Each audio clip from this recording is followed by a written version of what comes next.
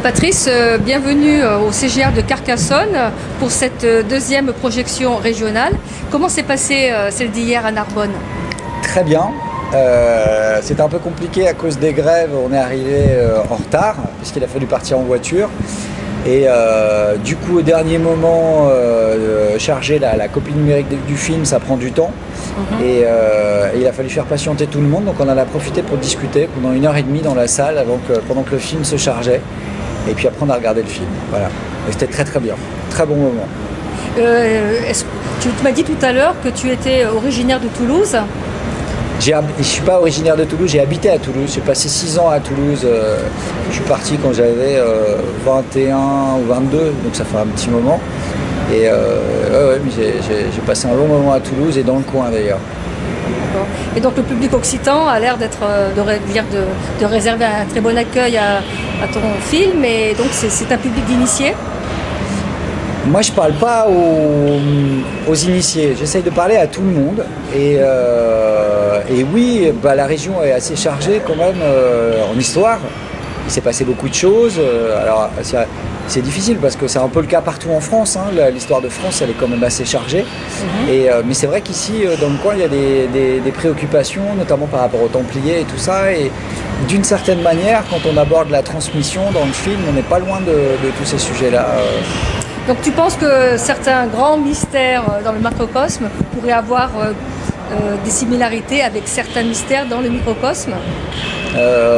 Oui, si... moi je pense qu'en fait il n'y a pas 50 mystères, je pense qu'il n'y en a qu'un seul. Ah bon?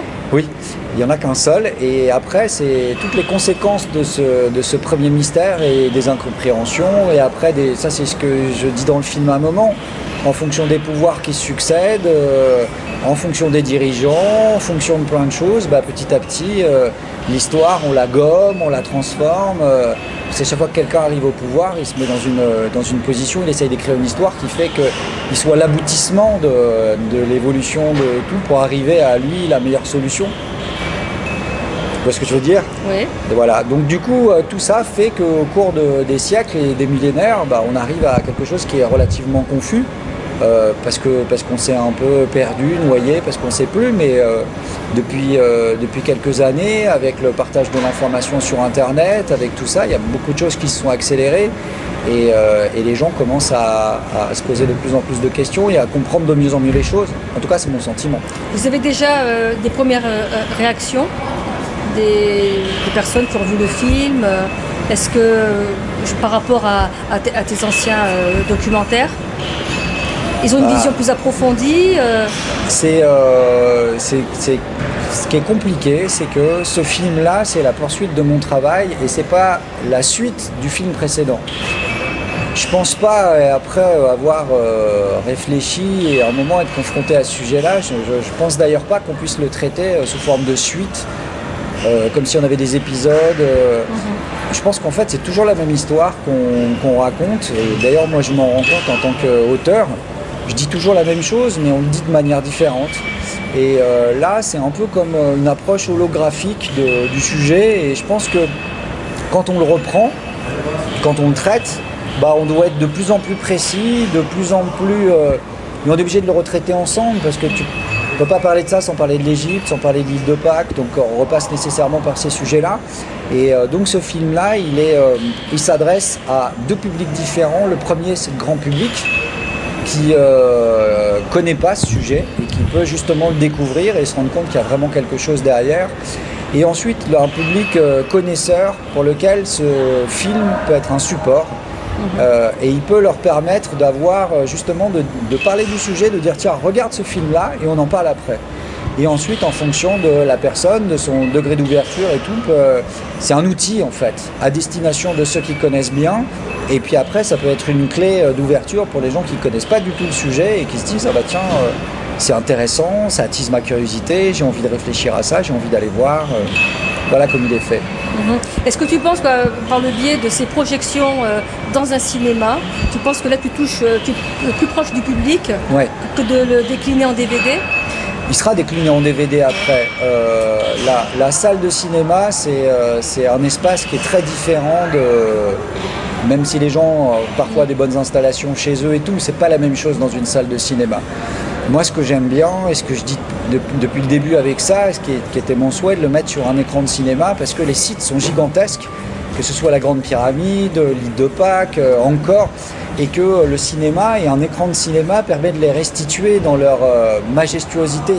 Ils sont dans leur majesté, pardon, pas leur majestuosité. Et ils sont remis dans leur contexte, on les voit, on les apprécie bien. Après, la salle de cinéma, c'est aussi un endroit particulier parce que on est tous assis dans le noir, tournés vers un écran, donc focalisé, tout le monde focalise vers l'écran. Pendant qu'on a l'image qui touche les yeux, on a le son qui touche les oreilles sur le côté. Et c'est un endroit un peu, on n'a plus vraiment de rite à notre époque, parce qu'on se débarrasse de plein de choses, mais d'une certaine manière, c'est un peu un rituel. Et c'est ça que j'aime bien, parce que c'est un moment où les gens vont être concentrés dans le noir, regarder ça. Et après, c'est suivi par un moment de discussion et de partage, et ça, c'est génial. Et ça, il n'y a pas ça sur Internet, par exemple.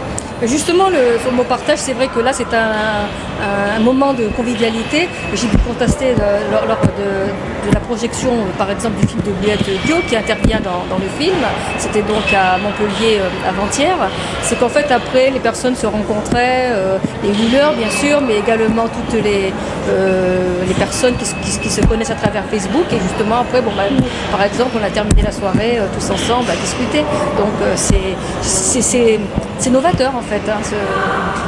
Ça, c'est une démarche qui est entreprise dans les cinémas et en général depuis, c'est assez récent, on va dire peut-être une dizaine d'années, et ça s'accélère de plus en plus d'utiliser la salle de cinéma comme un endroit où un auteur, que ce soit un journaliste, un chercheur, n'importe qui vient présenter son travail et puis ensuite peut discuter avec les gens et ça c'est...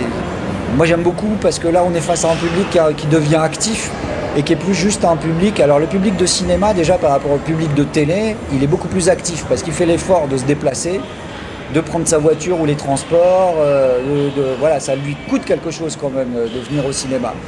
Et là ce genre de public, c'est un public qui est encore plus en attente d'informations, d'échanges et ce que je trouve intéressant là-dedans, c'est que ça devient des lieux de discussion, mais pas simplement entre le public et un auteur, mais entre les gens du public entre eux, qui vont d'abord se connaître, et ils se retrouvent autour d'un même sujet. Alors ça peut être des sujets sur l'alimentation, l'agriculture, l'archéologie, et les gens se retrouvent là-dedans, et en fait c'est des belles choses qui se passent, parce que moi quand je fais ce film-là, Bâtisseur de l'Ancien Monde, c'est un film fédérateur. Donc si ça se produit sur le terrain, je trouve ça super. Et après, Internet, c'est une autre étape. Le DVD, tout ça, c'est une autre étape. Les gens sont chez eux, ils se réunissent. À peu près quand de le décliner en DVD ? À l'automne, enfin en septembre, on va continuer avec le cinéma, là. On va le sortir au cinéma parce que c'est pour les raisons que j'ai dit avant. Et je trouve ça bien que les gens le découvrent là. Et puis ensuite, après, il partira en DVD, en VOD, etc. On n'a pas les dates encore exactement, on ne sait pas ce qui va se passer. C'est vraiment en fonction de ce qui est en train de se passer en ce moment avec ces avant-premières et en fonction du public, de l'intérêt du public à voir le film justement en salle. J'ai pu constater, vous êtes vraiment agréablement surpris. À la limite, parfois, vous êtes même étonné de l'accueil réservé. Oui, oui parce qu'on n'a pas les moyens de faire de la communication comme font les productions classiques avec des gros films par exemple, qui font des relations de presse avec des interviews, des comédiens, des réalisateurs, des journalistes dans les médias en général, des grandes émissions, plus de l'affichage, des spots, des bandes annonces diffusées au cinéma et tout. Nous, on ne peut pas faire ça parce qu'on est une production indépendante et artisanale et donc notre seule force, c'est le bouche à oreille. Et c'est comment les gens en parlent, et là on est agréablement surpris parce que en mettant juste une bande-annonce sur internet et en gérant tout autour et en accompagnant parce que on est sur le terrain, on s'occupe de tout le monde, on essaye de répondre. Alors ça demande, c'est un travail de dingue, une organisation, c'est compliqué. Mais au final, derrière, ça paye parce que les gens sont au rendez-vous et puis ils parlent. Et donc ça montre que c'est possible. Et ça montre qu'on n'est pas obligé d'être une énorme production avec des millions d'euros et qu'on peut réussir à faire des projets comme ça, quoi. Et c'est bien, là, n'importe qui en fait peut faire un film et après aller voir une salle de cinéma et louer la salle de cinéma et projeter son film. Et c'est génial ça, non, je trouve. Non, mais ça vraiment, bon, Et qu'est-ce que tu penses un petit peu de la réticence d'une certaine presse dite mainstream de ne pas aborder les sujets de l'histoire alternative Parce que ça leur fait peur, ils connaissent pas, c'est des sujets qu'on peut pas aborder comme ça, on peut pas. C'est comme si demain on se dit je vais m'intéresser à je sais pas ce que je pourrais trouver comme sujet, mais c'est des sujets complexes. Si demain un journaliste veut faire un article sur Napoléon par exemple, il va être obligé de se documenter, il peut pas arriver en racontant n'importe quoi. Donc ça demande un énorme travail personnel. Heureusement, si je fais un article sur le fait divers du coin ou l'accident c'est facile.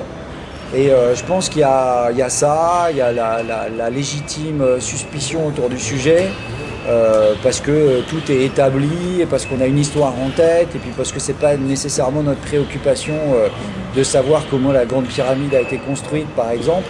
Et donc ça fait tout ça, ça fait plein de raisons qui font que le sujet est pas nécessairement traité comme il devrait être traité. Mais ça change, et ça va changer, parce qu'en fait ça dépend simplement du public.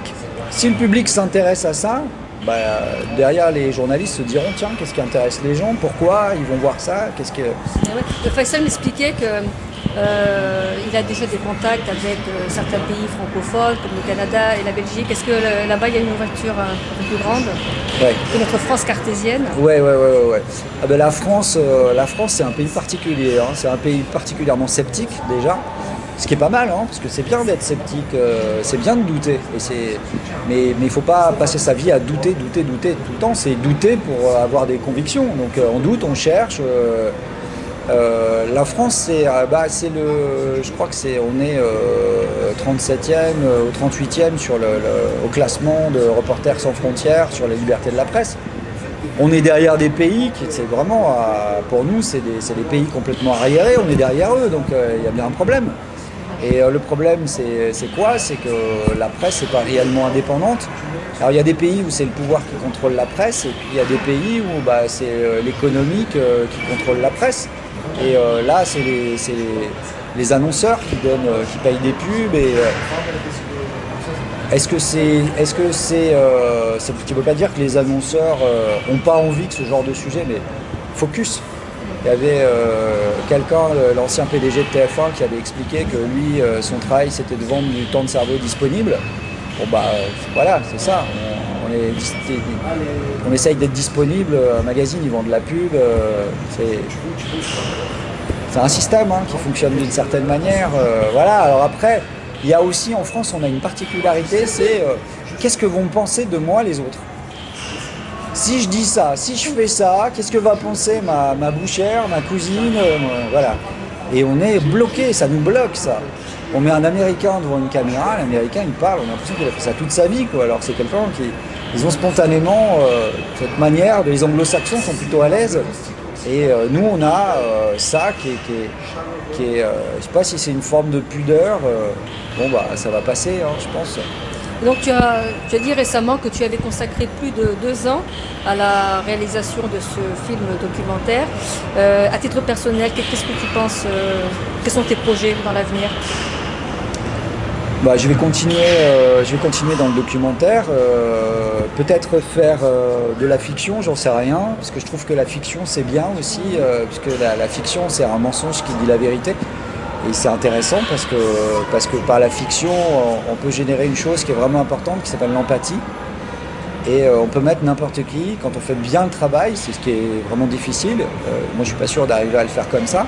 Mais quand on fait bien le travail, on peut projeter n'importe quel spectateur dans le corps de, je comprends, Napoléon, un boulanger, un champion de patin à glace, n'importe quoi.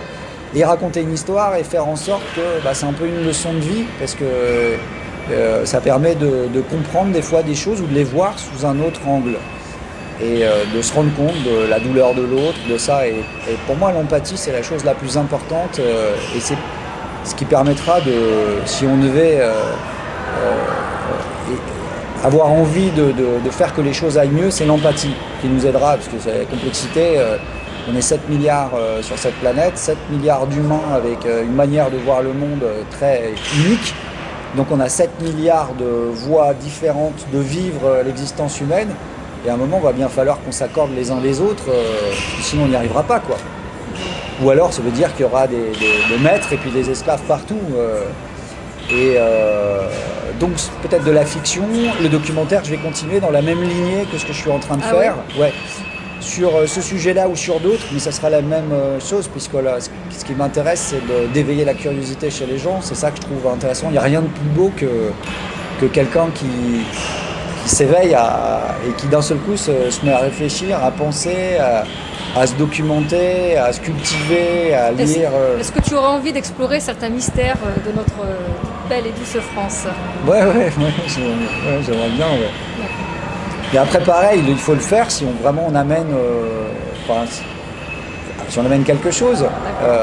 Je veux pas le faire pour le faire, quoi. Moi, je suis pas là pour prendre. Je sais qu'il y a des sujets qui passionnent les gens, mais si c'est pour le traiter comme ça a été fait, je vois pas l'utilité. Enfin, ça servirait à rien pour moi, quoi. Écoute, on attend avec impatience. Moi, déjà, tu as une longue campagne de projection qui va s'étaler jusqu'à juin, ouais, mi-juin ou fin juin. D'accord. Bah oui, on va essayer de couvrir le plus possible de villes en France. Et puis après, on verra. Voilà. D'accord. Bon, en tout cas, merci Patrice. Bah, avec plaisir. Voilà, avec plaisir. Donc, bonne projection et puis bonne route. Bah oui, bah merci. Merci de m'avoir reçu.